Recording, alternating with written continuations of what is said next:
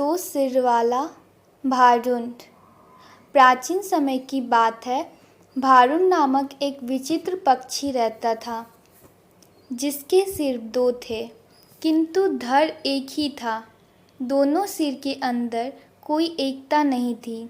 दो दिमाग होने की वजह से वे दो दिशाओं में सोचते थे। यदि एक दिमाग एक दिशा की ओर जाने की सोचता तो दूसरा दूसरी दिशा की ओर जाने की सोचता था। दोनों सिर का एक दूसरे से बैर था। एक दिन भारुंड भोजन की तलाश के लिए निकला।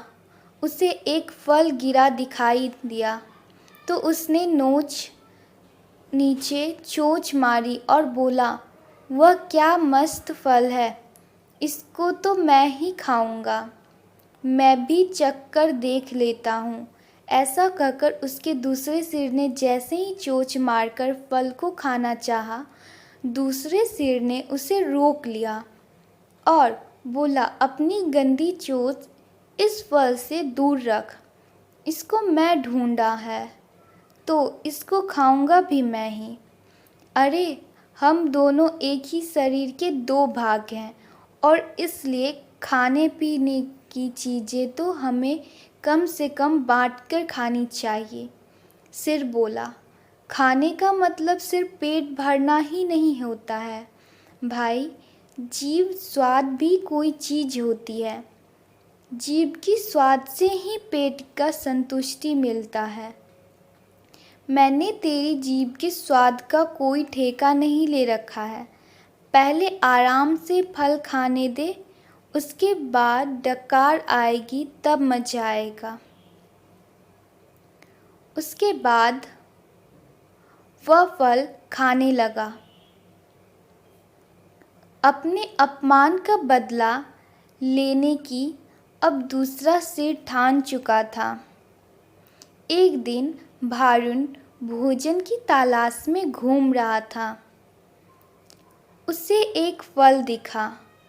दूसरे सिर ने उसे फल को उठा लिया और खाने ही वाला था कि पहला सिर जोर से चिल्लाकर बोला, अरे, इस फल को मत खाना, यह जहरीला फल है जिससे हमारी मौत हो सकती है।